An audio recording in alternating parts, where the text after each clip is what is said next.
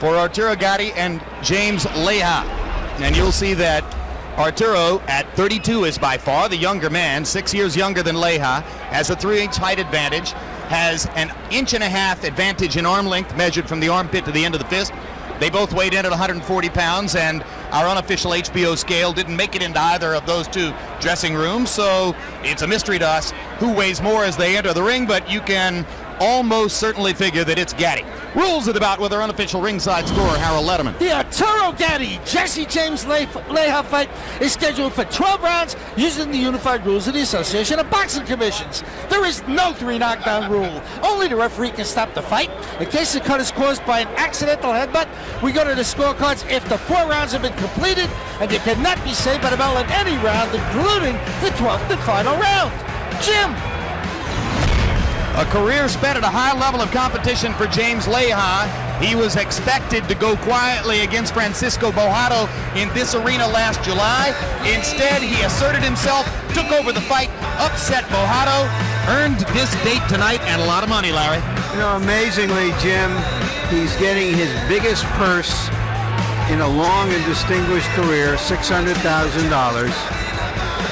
It's amazing because at the age of 38 in a lower weight division, to be still fighting on this level is almost unprecedented.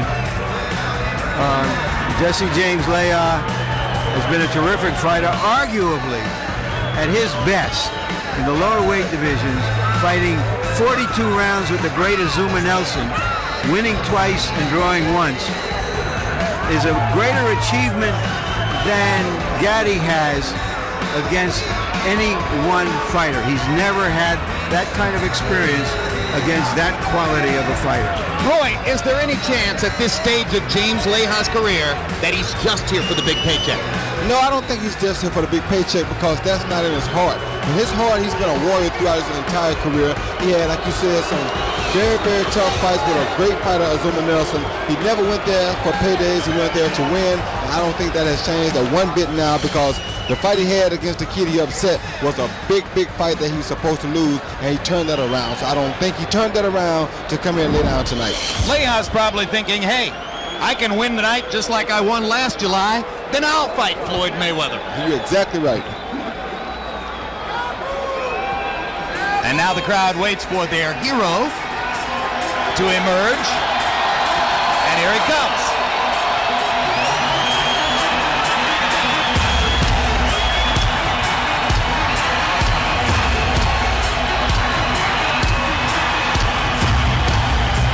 Mickey Ward, visible there over Gatti's right shoulder after their 30 rounds of sustained combat against each other.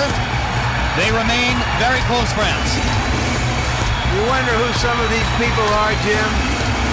I met a New York City police officer today who told me he had autographed Gatti gloves, autographed shorts, and an autographed poster. I met 2 young men a little while ago who came all the way from Chattanooga, Tennessee, just for this electricity. Not the greatest fighter of his era, but where would boxing have been the last 10 years without it?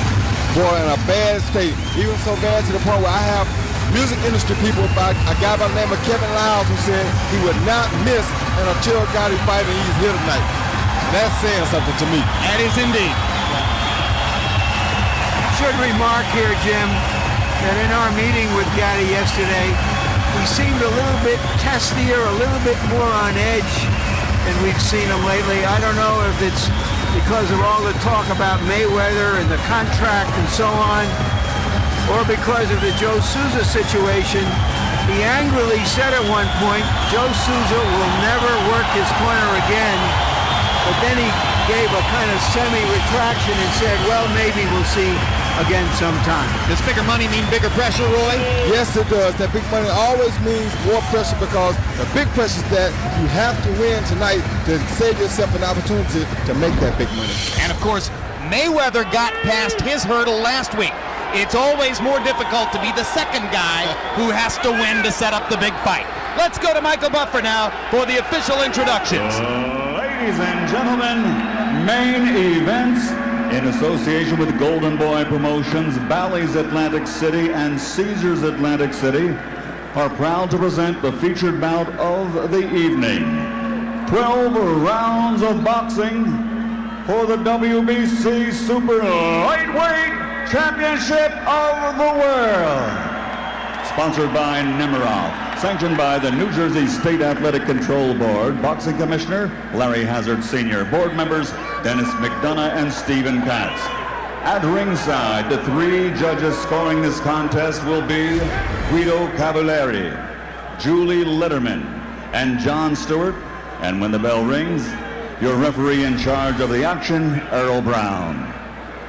And now, for the thousands in attendance and the millions watching around the world, this is the moment we've all been waiting for. Let's get ready to rumble!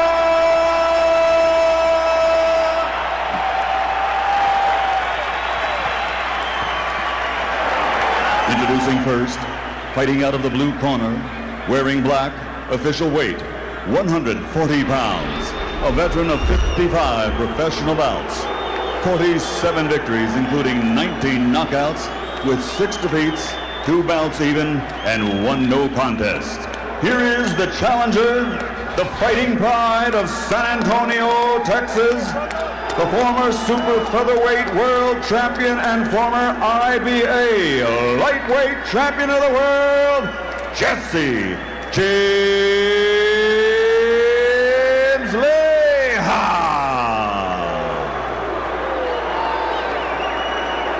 And his opponent across the ring, fighting out of the red corner, wearing white with blue, official weight 140 pounds, professional record 38 victories, including 29 knockouts, with 6 defeats.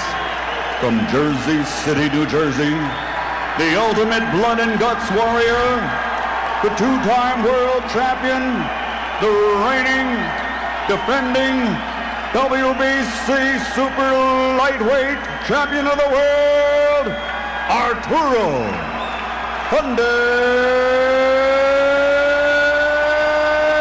Gatti.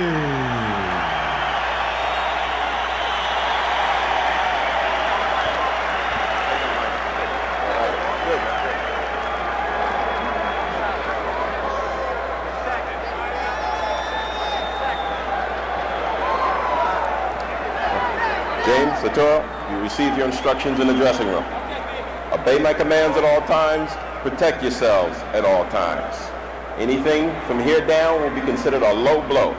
Anything from here down will be considered a low blow. Touch them up. Good luck to both of you. Gatti says he wants to win the right way tonight, to hit and not get hurt. Against Leija, we'll believe it when we see it.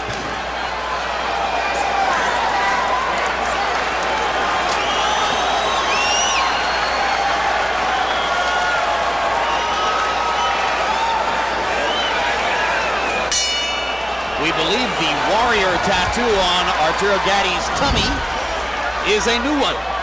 Leija is markedly unmarked in this era for prize fighters. Tattooless as he steps into the ring. Arturo Gatti at his best in the third ward fight, in the brief 2-round knockout of Leonard Doreen in his last fight, throws more than 40 jabs per round, meaning he's working off a boxing base. And he's working with the jab here early, and Leija is trying to match him jab for jab.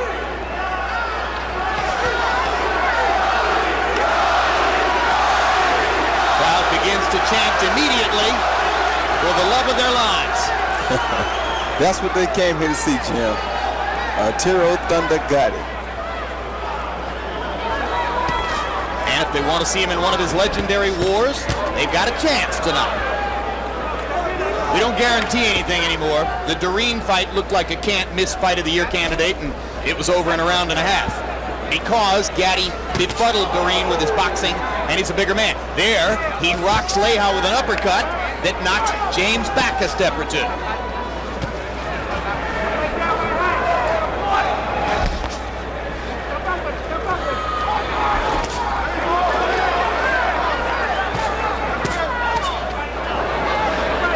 Gaddy's greater range is already visible.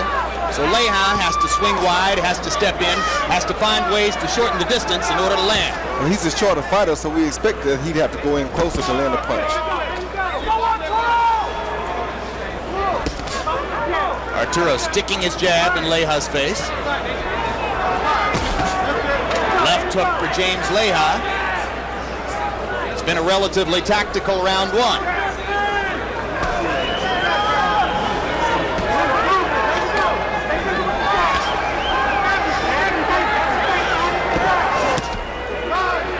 Left-hand body shot for Leija. They fought virtually the entire round at the center of the ring. James was able to get to Bojado in the middle rounds with a steady dose of overhand rights. He's hoping the same punch can work here. Gaddy's been susceptible to right hands from some opponents in the past. Good, solid jab for Gatti as Leija was walking in. And Leija has landed one of those overhand rights already tonight. It's just a matter of time for him to see how long can he touch David Banner before he makes him change into the incredible hook. There's the right hand by Leija. You see he throws it in an overhand arc. Good uppercut by Gatti. Once again, stuffs Leija backward.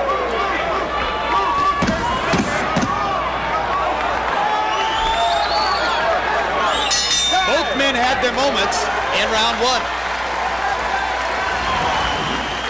And now, you know you're trying to get the right hand in. So just step around to your right. Keep going to your right. The uppercuts are working beautiful, baby. Very good. Nice deep breath. Now sometimes I want you to do this. Feint the jab, then jab. Because what he's doing, he's trying to jab when you jab. So feint the jab sometime, then when he commits, you jab. And step around to your right. Walk away from the right hand. Okay? Very good. Keep timing with them uppercuts, baby. Very good. The jab and the lock, you got to edge your face because you see he's trying to come over the top with the right hand. And then leading off with the uppercut, okay? So listen, watch your face. When you see the uppercut coming, just turn and shoot yours.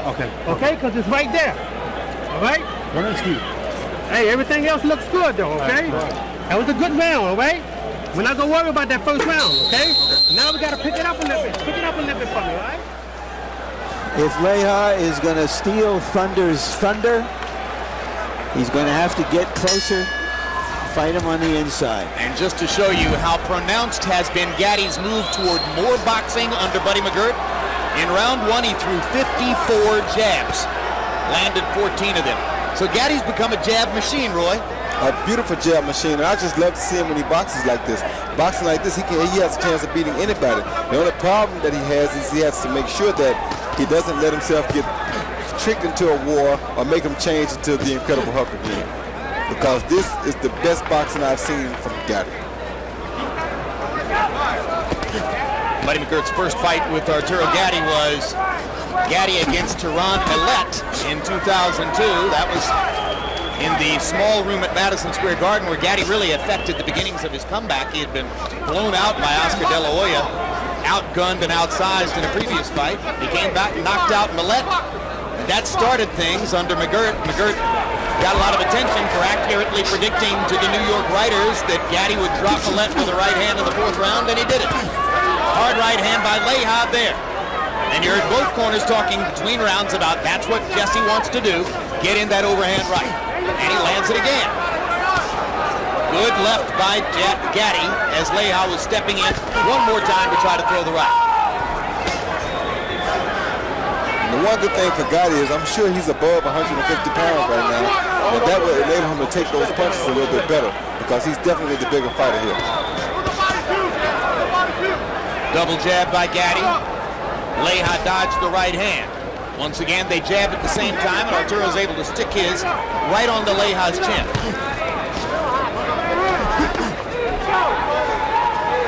Buddy McGirt instantly spotted that Leija wants to jab when Gatti jabs, told him, feint the jab, make him throw his, then step around it.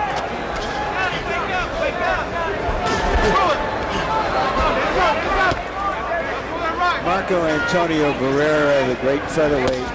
Good right hand by Gatti. That was cracked. Has made a similar transition as Gatti, going from a brawler to a boxer, and made it successful.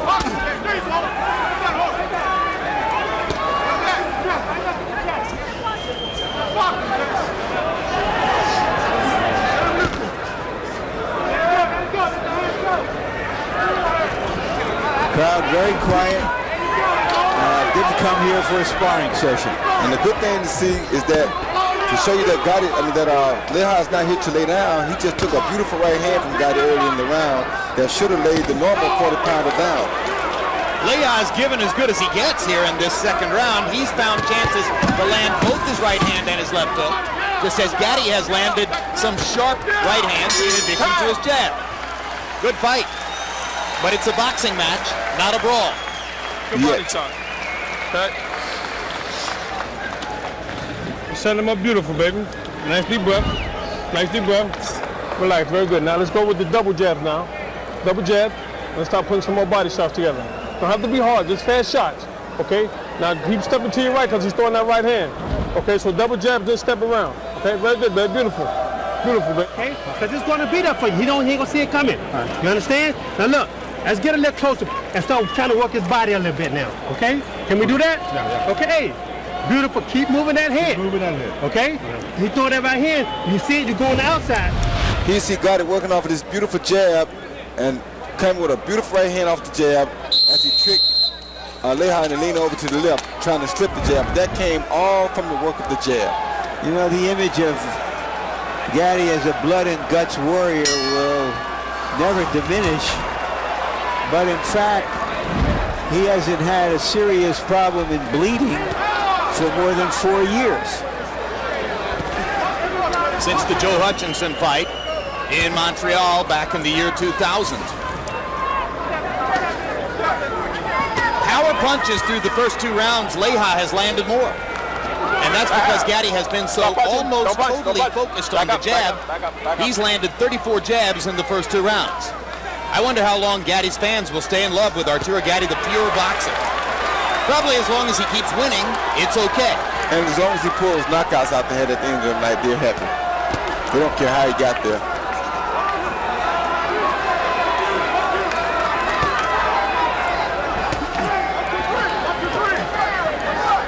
Gatti jabbing and ducking and slipping punches, boxing beautifully into the third. Left hook to the body, always one of Arturo's best punches. Straight right hand, quick and flush. That was a beautiful counter, something that you didn't see from him much when he was a warrior. There's the same counter right hand. Sharp. And there's a solid right hand from Leija.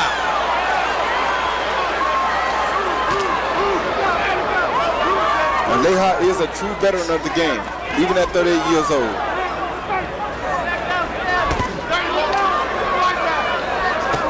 No matter how skilled you become as a boxer, if you're a warrior like Arturo Gatti and you get clocked with a hard right hand like he did from Leija about 45 seconds ago, your first instinct is to want to fire back. So he's having to control that. Showing a lot of discipline. Really is. I wish he'd show a little less discipline. It's for him, Larry, not for us. Oh, he almost got a chance to knock Leija into the cheap seats with a counter right hand, but just missed over the top.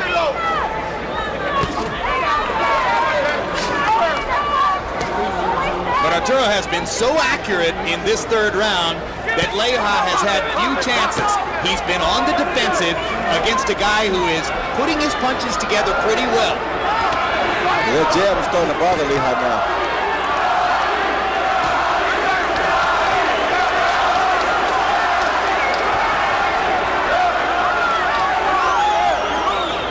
I find myself asking the question of myself, does Leija want to take the risks to get to Gatti?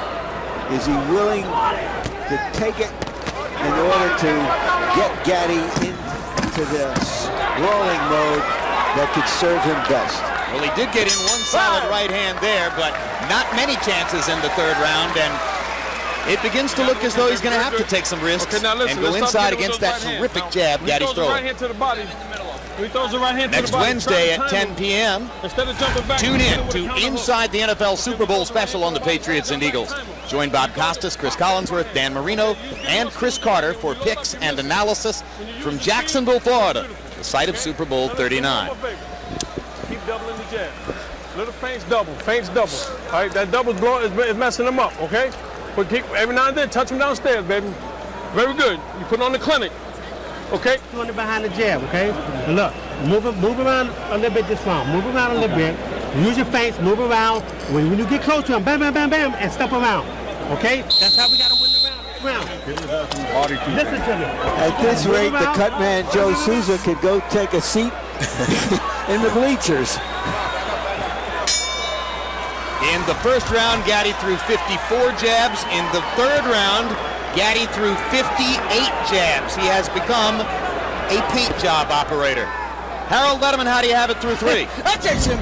3 rounds to nothing, 30-27. Arturo Thunder Gatti. Jim, I gotta tell you something. I always talk about ring generalship. When you keep a guy at the perfect distance, in other words, just far enough away so he can't hit you, like Arturo Gatti is keeping Jesse James Leija, that's great ring generalship. He keeps him just far enough to hit him with the jab and then come across with the right hand. You know, throughout much of his career, Arturo Gatti had a lot of high-contact fights without many knockouts. If he keeps jabbing like this, Roy, he might see his knockout percentage go way up. He will. And the thing I think he's realized at this point in the fight is that Leija really can't hurt him. So does that make it target practice from here on in? No, it won't make him change into the incredible hook so fast because the shots are not really upsetting him that much. He can box and stay disciplined that way.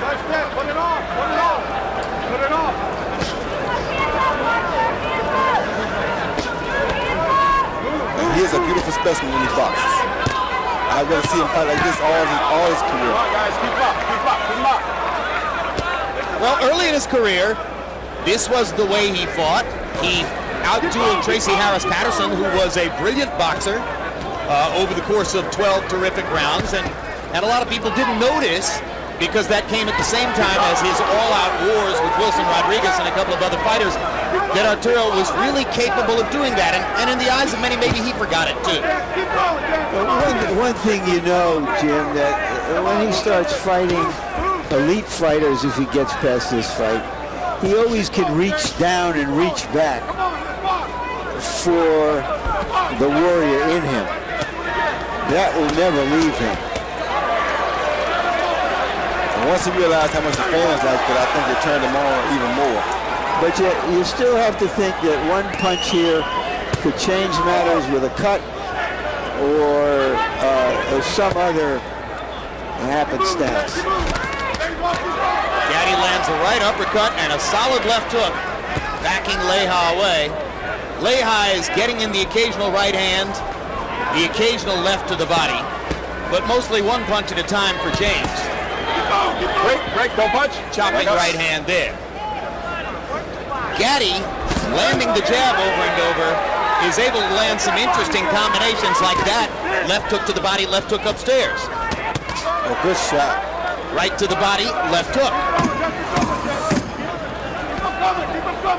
Gatti showing a lot of game. Whole lot of game. Dominating the fight.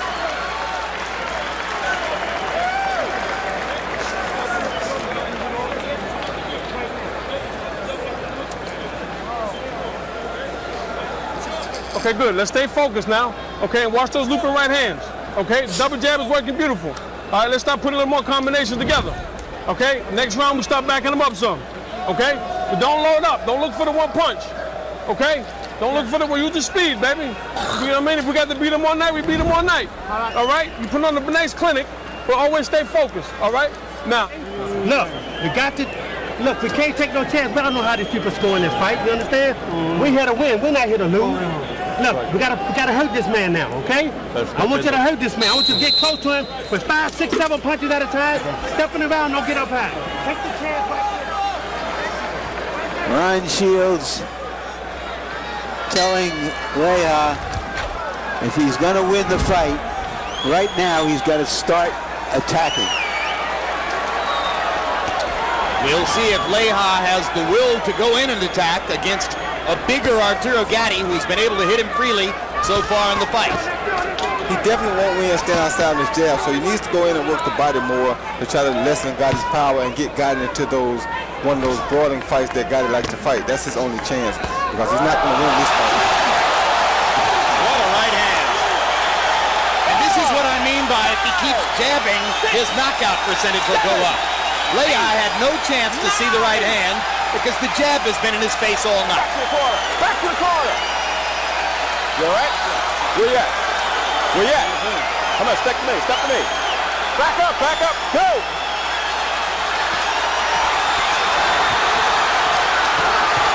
Leija's got his chance here as Gatti opens up. And Jesse landed a couple shots, but he takes a huge left hook. Wobbling from the left hook, but still on his feet as he bounces off the ropes and lands a right hand. Wait, don't push, back up. A long time to go in this round, and Leija is dazed. But he lands a left hook that momentarily backs Gatti off. Now Gatti's left hook lands again, and again. He's hoping that Gatti gets reckless and leaves himself open. And that left hook puts Leija back on the canvas for the second time. 7, 8, 9, 10. Didn't make it. Another knockout victory for Arturo Gatti. Off of that beautiful jab. Off of that beautiful jab. He's going to get better and better if he keeps fighting this way. Well, a veteran fighter in Leija just really didn't want to take any more punishment and stayed down after the second knockdown.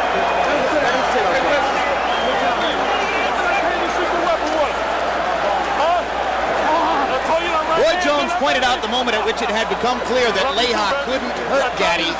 From that point forward, Roy, it was just bigger man, bigger punch. Bigger man, bigger punch, and pretty much target practice because he worked the jab so beautifully to set up everything. He knew sooner or later if he kept him out of that range, he was going to catch him with the right hand that he wasn't expecting, and that's what happened to him.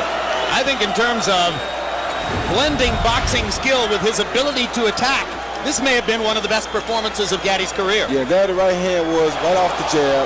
Caught Leija out on the end where Leija wasn't ready. Leija was not in range to punch. He was only in range to be hit, and he never saw the right hand coming because of the jab. Those are the most deadly shots, the ones you don't see coming. Here, Gatti just kept the pressure on his trade left hooks. Leija just was really trying to land something big and hope he could get lucky, but he couldn't. That overhand, that left hook right there to the forehead pretty much did the job. Yeah. Power punches landing flush on the top of the head do a lot of damage. Yeah, they do. Especially when the guy probably outweighs you by 5 or 6 pounds at least. So Leija, very professionally, stays on the canvas and allows referee Earl Brown to count to 10. He was outgunned tonight against an Arturo Gatti who was boxing beautifully, staying disciplined, and knew the fight was going to come to him. Let's go to Michael Buffer for the official particulars on the knockout. Ladies and gentlemen, referee Earl Brown counts to 10, and this contest is over at 1 minute, 48 seconds of round number 5. The winner by knockout victory, and still WBC Super Lightweight Champion of the World, Arturo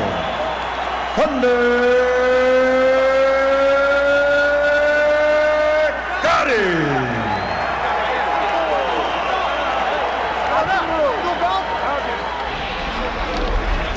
Final CompuBox numbers. Arturo Gatti threw an average of 45 jabs per round. This was as perfect an example of as you'll ever see of how it's the jab that sets up devastating power. It's the jab that creates knockouts. Final CompuBox numbers there showing that Gatti landed 82 out of 229 jabs, throwing 107 more than Leija and landing at a 36% percentage. Because of the jabs, as Roy Jones pointed out, Leija couldn't deal with the power punches that came behind them, as he couldn't see the devastating punches that were coming by the time Gatti was ready to finish him off. Larry Merchant stands by with Thunder Gatti. All right, Arturo, congratulations. Somebody threw 45 jabs around tonight. Do you know who it was? I think that was me. We worked on that, you know. Jesse Gisela is a very crafty fighter, very experienced, and the way to beat him was to use my jab, and that's what I did. Is there one laying around? Did you feel that you were just too big, too tall for him, and that you could keep him on the end of your punches? I would say I was too strong for him, that's definitely. But I don't have half of the experience that he has. So that's why I kept him away from me. I used my jab. We worked with the jab in the gym with Buddy and Vero. So I kept him away with the jab, and it worked for me. In the end, did that set up the big punches? Oh, definitely. No, once I start landing the right hand, then of course the left hook followed up, and the big bombs are coming. All right, let's take a look at the knockdowns, Arturo, and you describe what you see and how it was set up, the first knockdown. Well, right now I'm setting up with the jab, and I hit him with the right hand. And I believe it or not, I've never thought that he would get up after that right hand landed. And that he's going to take the count. He's a very experienced fighter. And that's why I hit him with the left hook. He was dazed by that time, and it looked like you were just trying to finish him. Yes, I was. I was trying to finish him, but I was hoping he wouldn't get up after that left hook. But he did, and the referee stopped the bout. If you need it, is the brawler that we came to know and love still somewhere down in here? Oh, definitely. You know how big my heart is, Larry. The warrior's inside of me. It's never going anywhere. And if I need to bring him out, he'll come out. Do you think your fans are a little confused by seeing the boxer-puncher Arturo Gatti rather than the brawler Arturo Gatti? Well, they have no choice to buy a ticket now because they don't know what they're going to see. All right, let's talk about the possibility of a Mayweather fight. It's my understanding that the fight was supposed to be announced tonight. Mayweather was supposed to be here. He didn't show up. He was supposed to show up in a court in Michigan today in regards to one of the charges against him. He didn't show up. There's a lot of consternation with your promoters because it was all supposed to start now. What are your thoughts about all of this? Well, Larry, I don't understand why he didn't show up to court. That's the most important thing, to take care of legal problems before the ring. But I do want to fight Mayweather. Hopefully everything goes well with legal matters, but I would love to fight him. Are you concerned that if this drags on, that a pay-per-view fight, which needs a long build-up, is not going to be able to be made? Oh, definitely, but Larry, we're not going to wait, I need to fight. If Mayweather can't fight, I'm going to fight anybody at 140. But the deal is made. The agreement has been made for that fight, and you're aware of that. Yes. And you want to fight him, why? Well, he's the best pound for pound, and I consider myself, I am the best. I want to show the world that I am the best, and I've been showing it throughout these years. I can fight, I can box, and I can punch, and I can take a punch. And Mayweather is the greatest out there right now, and I would love to beat him and get the opportunity to beat him. Thank you very much, Arturo. Thank you, it's a pleasure. Jim?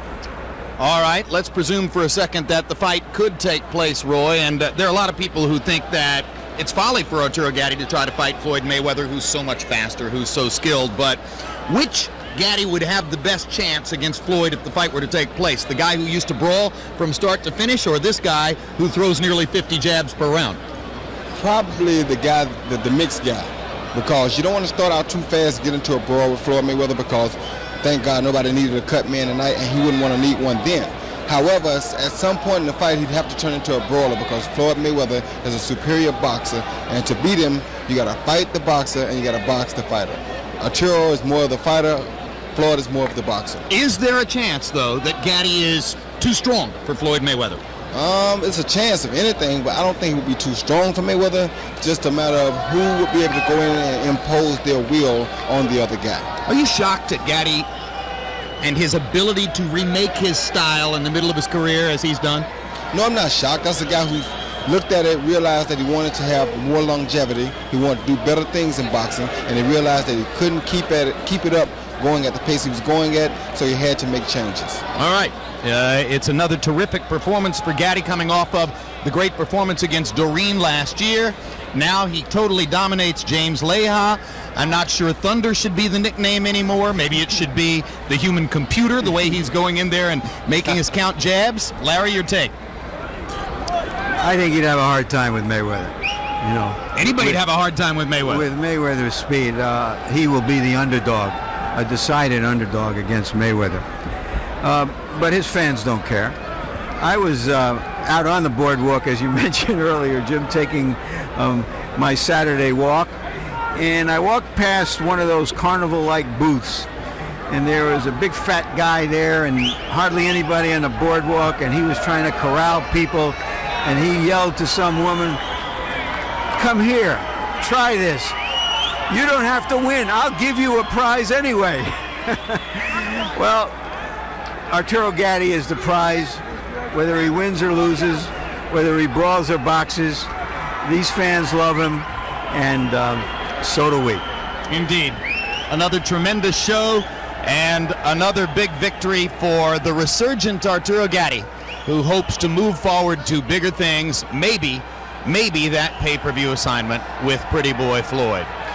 And one final comment here tonight. One of the great privileges for someone like me in working for HBO is that, quite frankly, physically, as a picture, you're never going to look better in this business than you do when you work for this organization. And the reason for that is that we have the best and the most expensive lighting to be found in all of sports television, something that they do as a gift for us announcers, and we love it. For 21 years, the man who controlled that lighting and who ran all of the lighting setup for this extremely sophisticated telecast was a gentleman named Bill McManus, a fixture in the business, a fixture as our lighting director, and a very valued and beloved member of this crew for a long, long time, more than 20 years. Bill McManus passed away a couple of weeks ago. We continue to bask in the light of his memory.